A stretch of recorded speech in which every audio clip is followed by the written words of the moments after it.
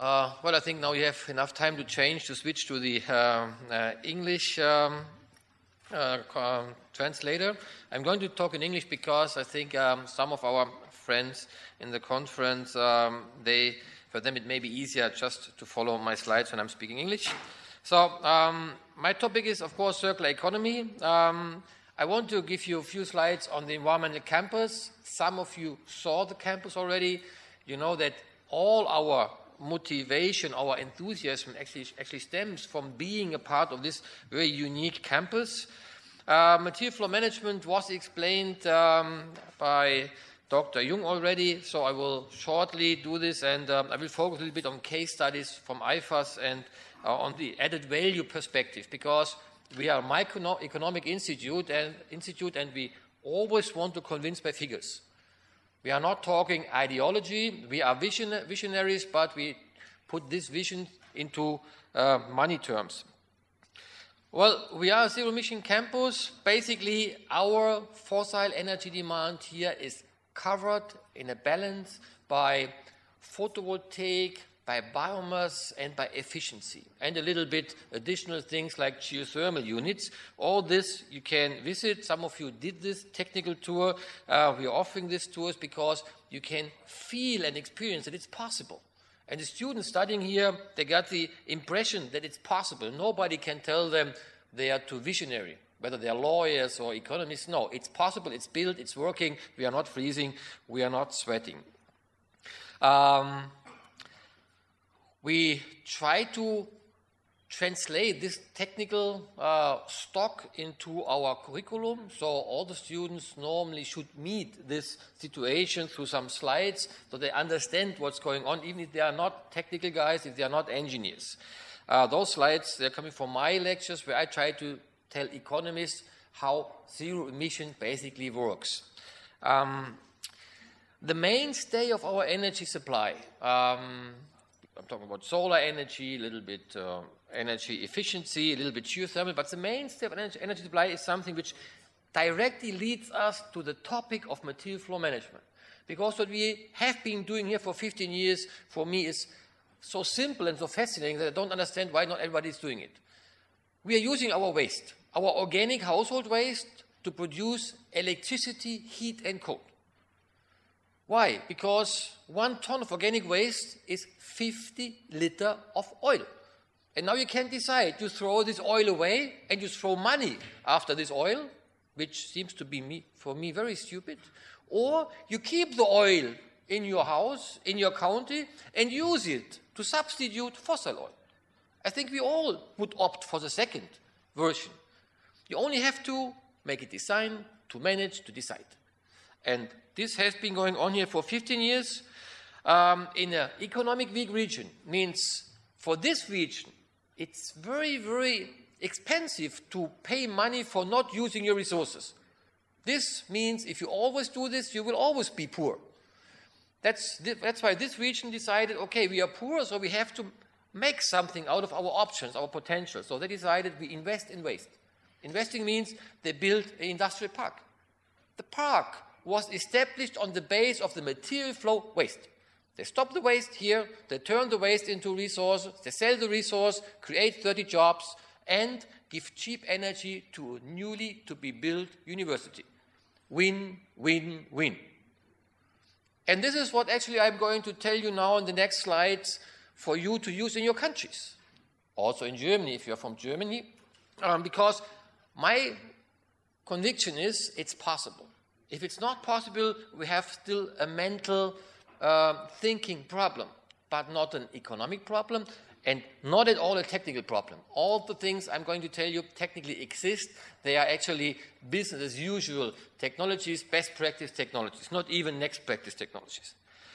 Well, IfaS is doing those works, like what you see at the campus here, in many countries in the world. So we have a lot of discussions, a lot of experience. I think we know how international markets work and what they need.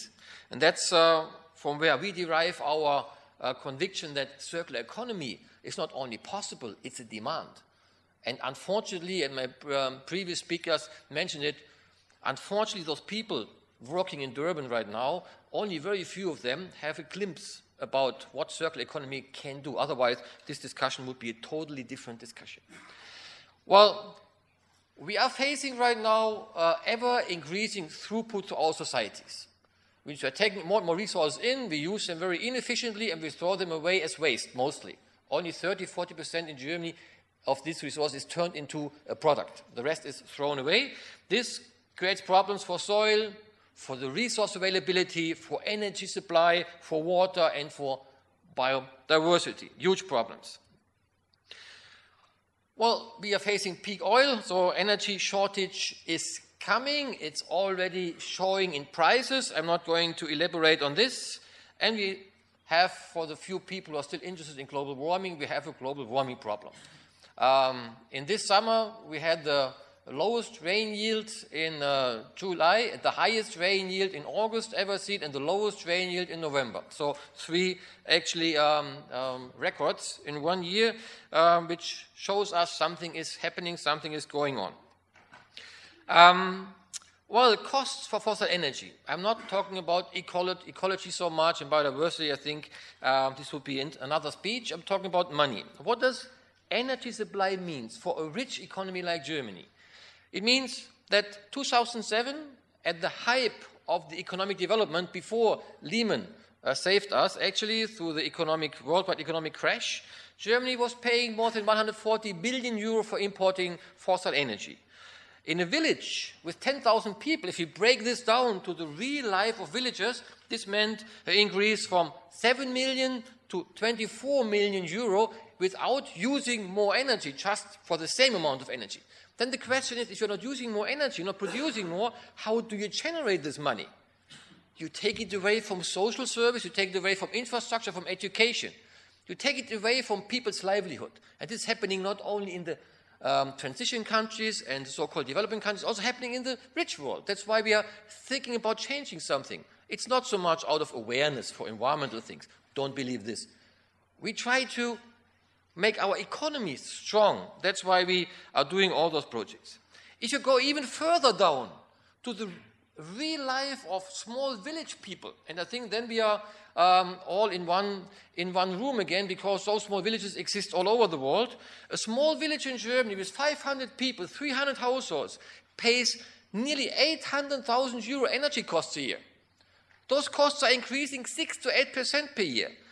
Wages, pensions, social money, student money, it's not increasing 6 to 8%. Maybe 1%, maybe 2%. So this village is losing every year purchasing power. And this leads to the question of existence of these villages, especially in this region. That's why those mayors, they come to us. What can we do? And from an economic perspective, it's clear what you can do. Stop spending money. Start investing. If you go on spending money, you have no chance to do anything. You're just sitting like the rabbit in front of the snake, waiting to be eaten. If you invest, you start to be the snake. If you invest, you can own your energy supply, you can own the revenues from the energy supply, and you decide how much every consumer is supposed to pay in the next 20 or 30 years. The question now would be, can we do this? Can we technically organize 100% of our energy supply to be locally made? I tell you yes. Wherever you are, yes. And the examples I'm going to tell you in the next slides will prove this. Well, we have to look at another interesting thing. Because we have so many delegates from transition and so-called developing countries, we have a kind of educational error in our textbooks. Means we have a connection between welfare development, per capita GDP, and the environmental pressure you're creating through this. The textbook, written by Europeans, Americans, Japanese, tells you when you are poor, you are supposed or allowed to produce a little bit less. When you get more rich, you're supposed to pollute more. And when you get a certain income, you suddenly start to be enlightened, aware, and you start to clean up. That's what Dr. Jung explained to you. We actually did all the things wrong which we could do wrong, and then we started to clean up. And today we are here, so we are rich and we are more or less clean. Still something remains to be done. This is a textbook. The textbook is written by us. Textbook exists in your countries, so you're supposed to follow this line, which means you're supposed to be as dirty, as resource wasting as Germany was in the 50s. Problem is, and the Chinese calculated this, the Chinese are here today, poor and already a little bit polluting. If they go up this way by developing, all the resources in the world would not be enough just to fuel the Chinese economy. The Chinese economists actually analyzed this. So this option does not exist for Brazil, does not exist for China, does not exist for India. It's a no-go. That's why my Chinese colleagues from the Academy of Science, they're very pragmatic people. The Chinese people said, okay, if this is not an option physically, we go like this. Going like this means circular economy, because it means technology existing here. Money existing in these systems must be transferred to here. Think what this would mean for your economies. Not being dirty and sacrificing people's livelihood. No, you start to be clean earlier. You start to be technically more advanced earlier. Because, why? Because the money worldwide exists basically. And the technology, of course, exists because we are doing it. One simple example, what Dr. Jung mentioned, why should you build landfills? We in Europe know it's nonsense to build a landfill for untreated waste. You can do without landfills. Technology exists, the money exists for this, and the payback also exists. That's why I think if you follow us and follow the network of circular economy people and zero-emission people, you go this line. And we have to talk about the technologies and the money you need on this road. Well, in a simple chart, this is our two-day economy, which only can be done by rich economies, because you are very inefficient and you're going to spend a lot of money on cleaning up for all the waste you're producing. Not to talk about all the miserable people. In China, for example, the death cause number one is respiratory diseases. People just dying from dirty air. This is something, a negative collateral damage of all this. And so we are going for this. What also Dr. Jung explained, we are organizing a new economy. Means we are really aware of closing the loop systems. And again, this is more difficult in Germany than it would be in the Cape Verdean or in Brazil, because we have a totally built society. Restructuring is expensive and difficult. If you still build your society new, then you should do it like this. And I will later on, at the end, show you a slide from Morocco where we calculated a city like this. We calculated it. And the fascinating aspect was it would be business to do a modern, sustainable society compared to a conventional society. Well, because of all those facts, we succeeded in convincing the former government of Rheinland-Palatinate, and I think and I hope the two-day government will follow this path also, to label itself as a circular economy state. Means here you get information about going the second road, the circular economy road, and not the conventional end-of-pipe throughput society road. And it's a combination of Ministry of Economics and Ministry of Environment, because we very early found out that it's not an ecological topic, not at all. Ecology is a nice, positive, collateral effect. It's a pure economic topic and a social topic. And that's why we should talk to the economic guys and the social guys first and involve the ecologists as advisors to do smart things. So what are we doing as a Material Flow Management Institute? Also, as Dr. Jung mentioned, we are very close to the people. I'm spending more time in Rheinland-Palatinate than in Berlin or in Brussels. Not because I don't like to go to Berlin, just because going to Berlin is wasted time. I'm rather talk to mayors in Rheinland-Palatinate. I tell them, look, you have millions of liters of oil equivalents in your village. Why are you not using it? I don't know. I don't have the money. Technically difficult, legally problematic. Okay, this is all we can solve for you. We will organize a regional economy based on your resources, on your people, on your know-how. And they're doing it. It's a movement in Rheinland-Palatinate. I think, regarding to those things, we are in Germany the most advanced state. And there are many things you can optimize, things you normally would not think about that they can be optimized. We talked about waste. I think that's clear. But also water supply and wastewater disposal. I will give you two slides on this. Of course, the fossil energy source, as long as we are using fossil energy, we should use it efficiently. We are now using only 30% of a fossil energy input. We could use 90%. Then, of course, all the renewable energy, the biomass, urban waste, buildings, infrastructure. We are still building stupid buildings. There are buildings on the market that generate energy. Of course, there are higher investment, but the lifetime cost-benefit system is much more positive than a conventional house. This is also documented. Waste fats, waste oils, traffic, a car is turning only 10% of fuel input into mobility. So 90% is thrown away. We should really think about those stupid resource destroying transport mechanisms. Well, why are we so convinced we can do without fossil energies? It's something we did not invent. We just were happy enough to find it in literature. This is a very old chart. I just want to give you an idea what we are talking about. This is the North Saharan area. This here is Morocco. And what you see here is the area you need. The area you need if you use solar energy to supply all the world's energy demand.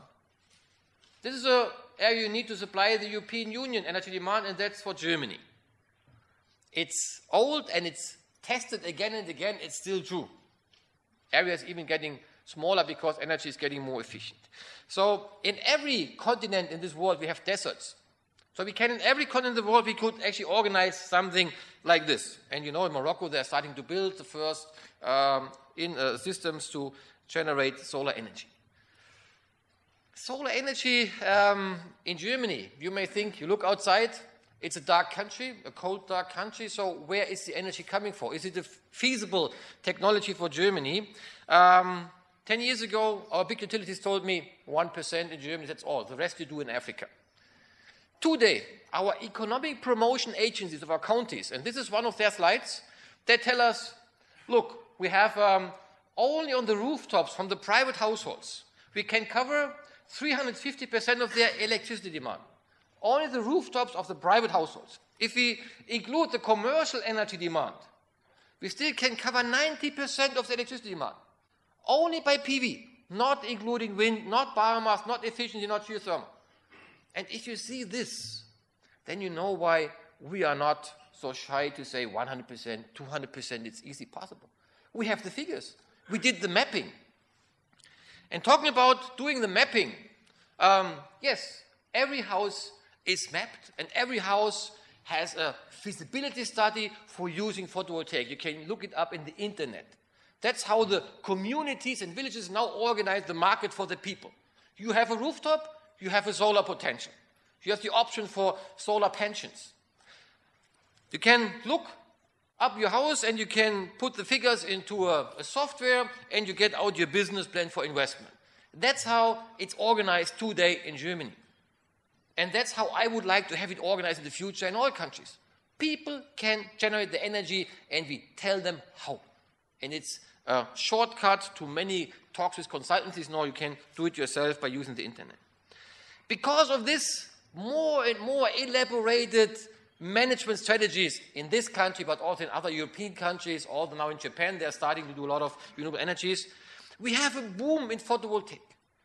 And the boom means in this year alone, we will install the capacity, electric capacity of 5 nuclear power plants.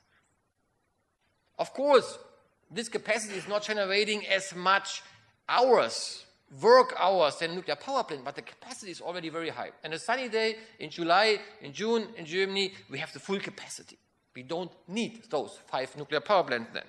And it's going like this, because people now seeing their chance, seeing their options, seeing their potential, they're investing their money, their private money, together with companies, with institutions, with associations, corporations. It's actually a bottom-up revolution, which few people in Berlin also start to realize now. What is so interesting about renewable energies? I told you I want to explain you what the regional added value is.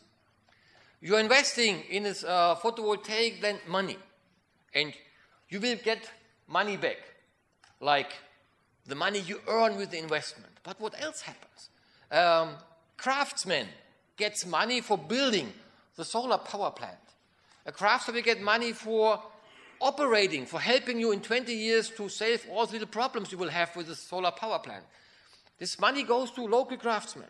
The bank where you lend the money for the PV plant, they will get interests for 20 years. So they also make money with this. And you will pay taxes because you're an entrepreneur. Your taxes, craftsmen are paid, banks are benefiting, and you have a higher purchasing power. So solar energy creates much more economic flow in a region than fossils. Having a lot of solar PV systems, you're creating a totally new economy, adding value at many places. PV, wind, biomass, even if you insulate your house, you pay a craftsman, you save money for fossil energies, this money you can invest in the local economy. If you see it like this, then forget about carbon, ecology, it's just economically mandatory to start telling your people that investing in their own supply is the best choice, instead of waiting for the fossil energy prices to kill your economy. Because of this, wind power is booming, solar energy is booming, the investments in renewable energies are booming. You may wonder why Germany is still relaxed. We had the crisis in 2009, and the typical Angst country, that's this country where everybody normally is afraid.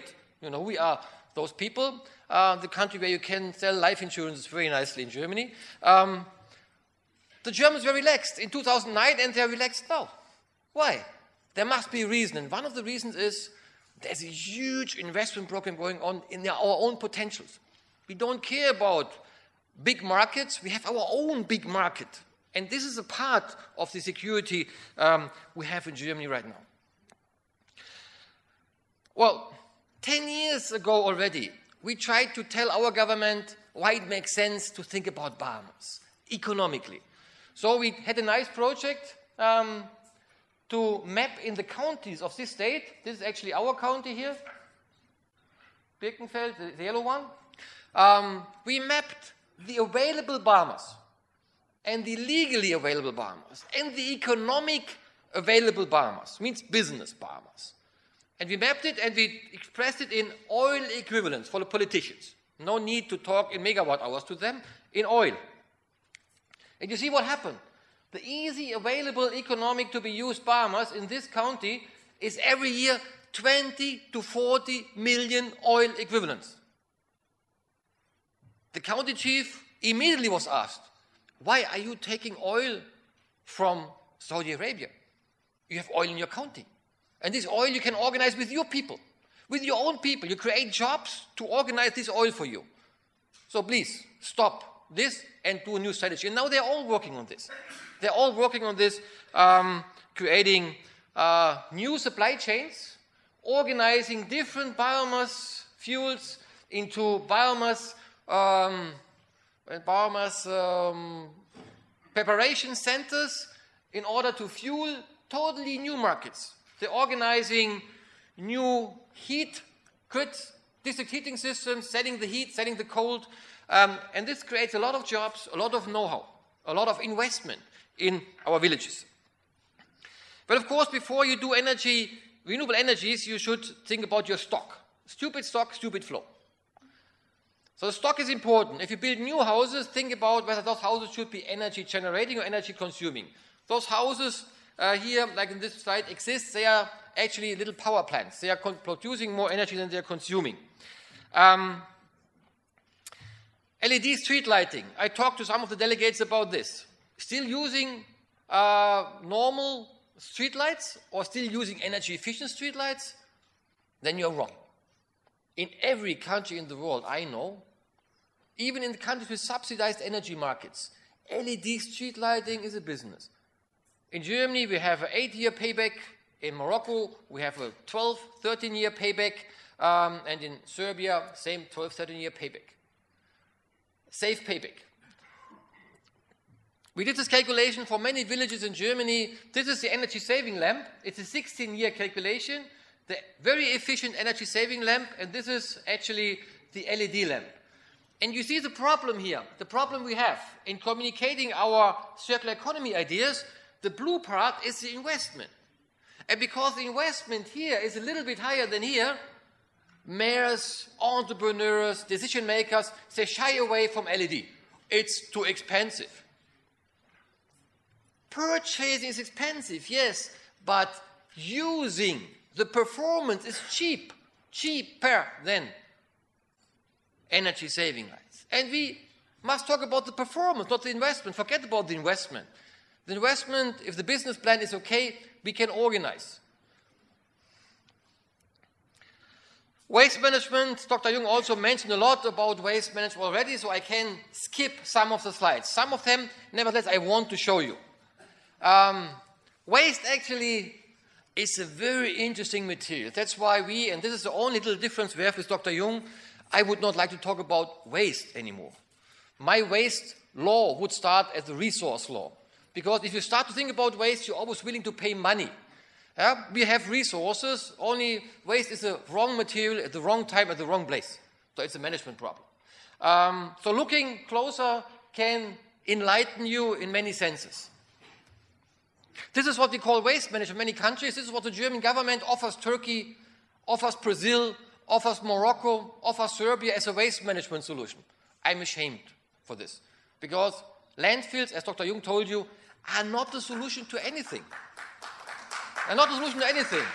But when I'm going to Berlin and talking to our ministry, they tell me, Dr. Heck, it's great, a little bit vision maybe, it's great, but when we go to Turkey, when we go to Brazil, they tell us we want to have landfills. So we give them landfills.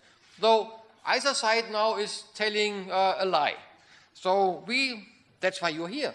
We try to show you what's possible, people doing it, and then you can, whoever comes, the Japanese, the Americans, the Germans, Europeans, you can tell them, I know more is possible. Please offer me the best available technologies and not the things you cannot use anymore in your country. Well, this is Kizili landfill in Turkey. We did a lot of studies in Antalya, and I will give you 2-3 slides from Antalya later on just to show you what waste can be if you look at waste from a resource point of view. It's a landfill, but actually it's a land heap because it's difficult to find place for landfills. Nobody wants to be close to a landfill, so they're piling up the waste till it's no longer possible. I'm tracking my mayors to the landfills because if they tell me what can we do with waste, I tell them, let's see, and I tell them, look, this is 100 euro per ton plastic. Chinese will buy, at least. Other market over. This is 50 liter oil per ton. Investment in biogas plants. And you can go through all those parts and give them a technology, an investment, and a payback. And suddenly, the mayor looks at this and is asking himself, oh, why I'm throwing away resources? But you need to take those people to the landfill. You mean you have to get an appointment with the mayor. And this is the most difficult thing, those transaction costs. Well, in Germany, we are not even blessed with our waste resource. We don't have so many of those nice bio-waste things. Huh? No. We have so many resources available from biomass that in other countries we could do a lot of energy and fertilizer strategies. In Germany, landfilling waste is no longer allowed. 1 ton organic waste means 50 liters of oil and 600 kilograms of fertilizer. If you take an example from China, just to give you an idea, if China did use their organic household waste in biogas plants, they could cover 51% of the natural gas demand just by their own waste. This is the figure for a country like China. If I do this for Turkey, I will end up with the same, or for Brazil. Well, here in Rhineland-Palatinate, we very early started to use our waste, or part of the waste, greenery waste, as a resource for heating our schools and town halls. Before we were throwing it away, at this stage, throwing it away and paying 30 euro per cubic meter. And now we are using it and we are substituting oil and gas. It's just a mental decision, yeah, to do this way or this way. Well, there are many kinds of biomass, no time to talk about this, but you can do, what you should do in your countries, you should make this potential transparent. We did a study for an energy utility showing how many of those biomass tons are available per year and how many gas from these tons are available, how much is available per year. So in the dark counties, they have a huge potential which could be easily economically used. So now it's open and everybody can go and invest. So you must open the book to the people who are not in the topic. In Germany, we have 7,100 biogas plants. We are not a country with a lot of biomass, but we have so many plants, and they're all organized like this, the collection of waste and the separation and use in fermenters. I think you can take it from the slides later on. The gas is used either for transportation, for generating electricity, or for driving public buses. And many cities I know in the countries here, represented here, they are driving diesel buses in their cities, and the air pollution is terrible. If you use your waste, air pollution is nice, and you can save on fossil fuels. Fertilizer, 600 kilogram per ton is fertilizer. Fertilizer is of high demand. This is a demand of increase in demand of fertilizer in China, because less land, more people, more intensive agriculture, more demand for fertilizer. So whatever you produce from your biogas plants, you can sell. But you have to organize the market. The market does not know your product, so you will have problems in the beginning. Again, China could actually supply all its nitrogen demand from its organic waste and 1.8 times of its phosphor demand, instead of importing it. And this makes sense if you look how the phosphorus, nitrogen prices are developing. They're going to jump because nitrogen is based on fossil energy prices. Phosphorus is a limited element. 40, 50 years, and phosphorus will be gone. And then what are you doing? You must use your own phosphor. Okay, I will skip this. Dr. Jung mentioned it already. So my landfill is this: 100 jobs, industrial investment, creating a lot of technologies, technology transfer, to turn waste into many kinds of resources. Goes in here, goes out here. So this is something what I would recommend. And the German target for waste management, Dr. You mentioned already, is supposed to be 0 till 2020. And the question remains now, if it's so good, so nice, why are we still using landfills? This is a landfill. Initial investment is low, but then you only have rising costs. Increasing costs, whereas compared to the resource center, you have a higher initial investment, but the cost will decrease because you are selling resources. So here you have an investment, and here you have the payback. Now the example from Antalya, just to show you what you can do with waste. We did 2 years work in Antalya. In Antalya, they have a lot of organic waste. They're just piling it up in a landfill. We are looking at the airport. The airport needs energy, 365 days a year, 24 hours. Cooling and heat. And from biomass, we can create electricity, heat and cold. Would be a very nice business, so we talked to the mayor about the location here. And now they're thinking about building it after 3 years consultancy. The same with the wastewater treatment plant. They also use heat, fossil gas to dry their sludge. We could give them biogas from their sludge and from organic waste. This is the locations. This I will skip. A few ideas on wastewater, because this is something you may not be aware of what you're doing with wastewater. We are using wastewater, we are producing wastewater, and we are treating it, and we pay a lot of money for this. The question is there an option to do something else? Is wastewater a resource? Well, just to give you a few ideas.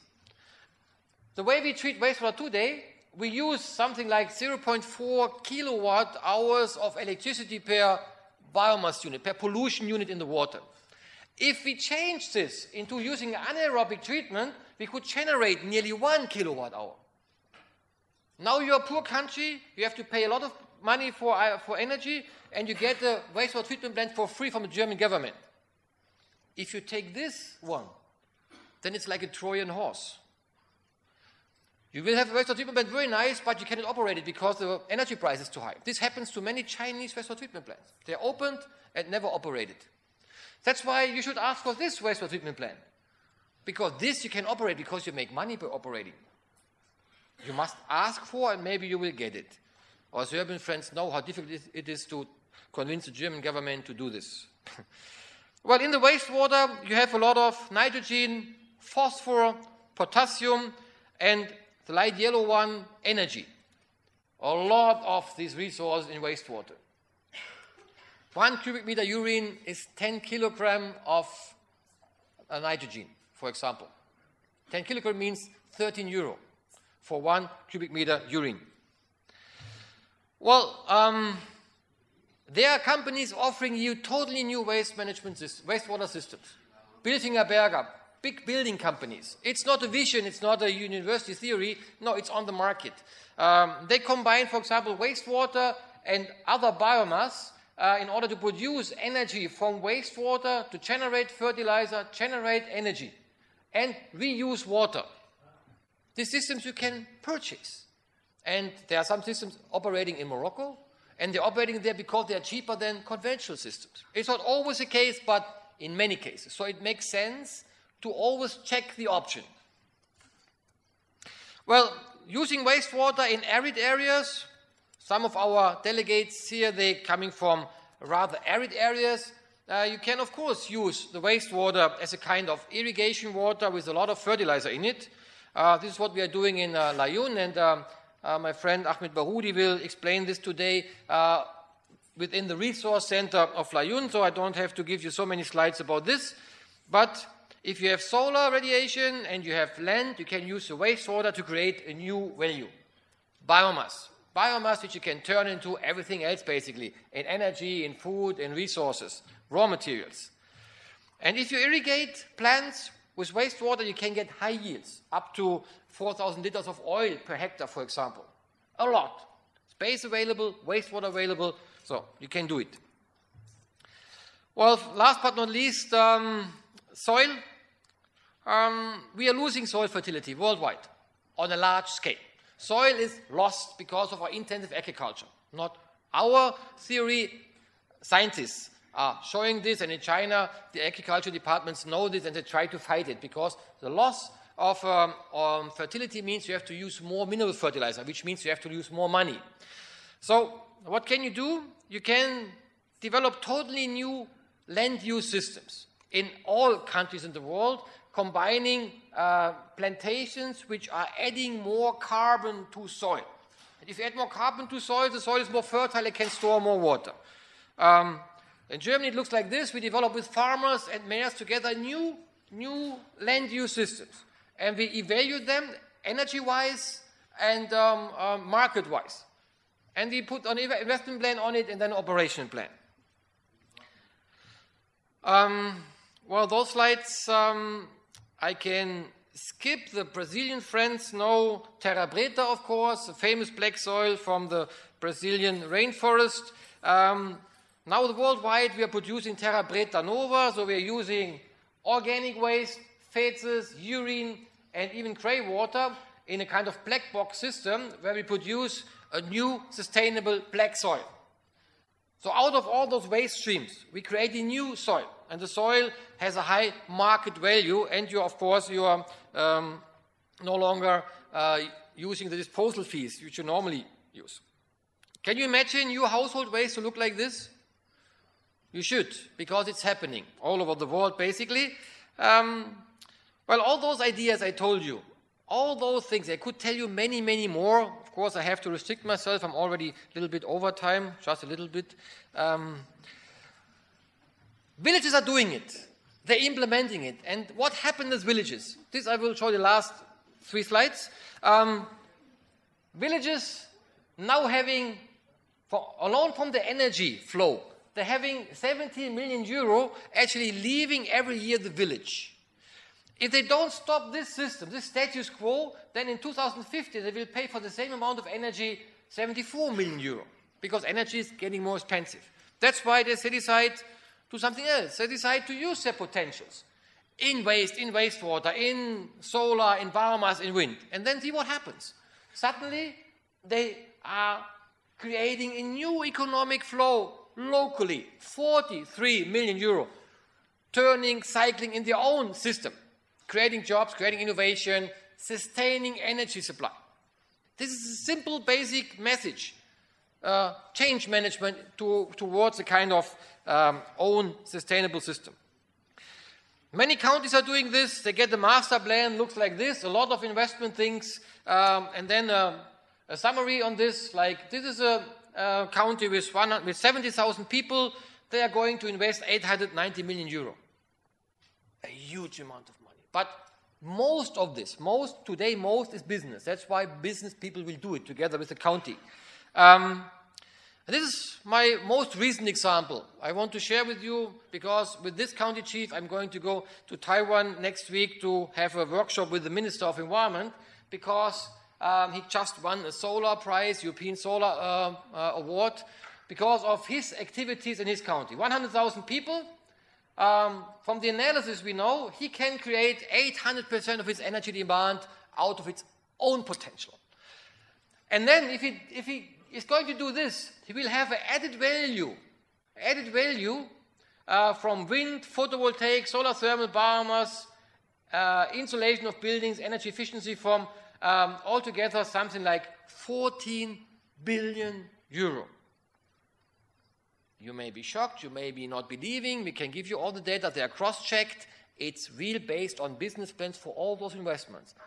If you start to invest in this, you're going to add value to your system and you're going to add value in significant numbers. We are not talking about peanuts anymore, it's really a lot. And that's why he's going to invest 5 billion euro and he'll be going to have a new economic flow adding value to many aspects of society of 14 billion euro. Of course, a nice side effect is we will have no longer CO2 emissions.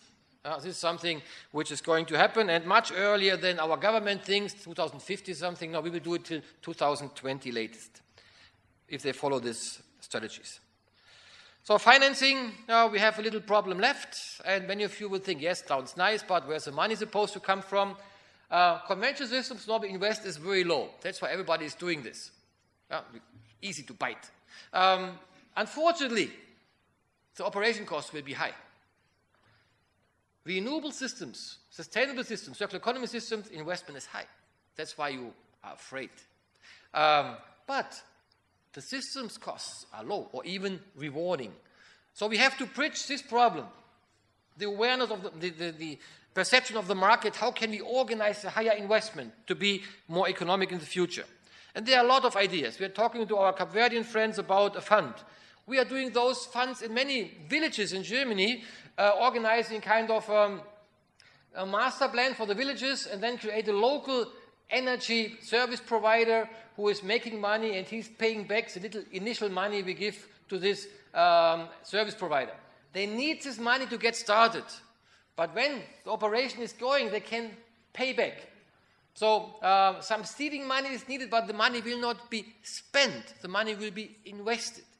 And what I keep telling all my friends in developing countries, if you ask the German government for money to be invested, they much more like to give you than money to be spent. Because investment means there is a kind of money coming back, money flow, a sustainable flow.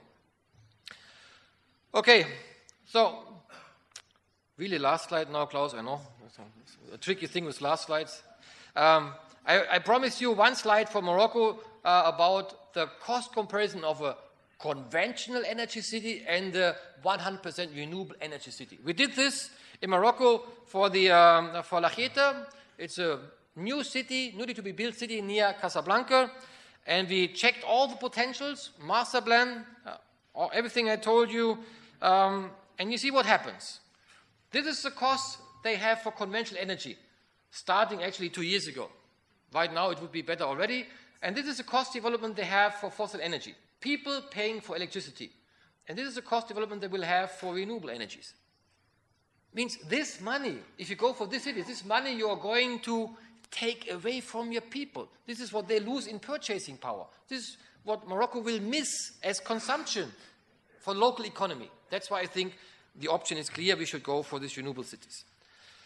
Well, I'm finished so far. A little comic to show how Germans think. Germans are very strange people with regard to energy. You know, they're always afraid. And when energy is getting short, they are getting very creative. to describe to their fellow countrymen that something needs to be done. And this is a little comic from Hager, famous comic, you know. In the medieval times, there was a nice sport in this area. We are actually fighting for our castles, moving back and forth. And here, Hager asks them to surrender their castle, and they say, okay, yes, you can have it, but you will regret it. And Hager asks why. They say, okay, the energy bill will kill you. German humor. Okay, thank you very much for your time and attention.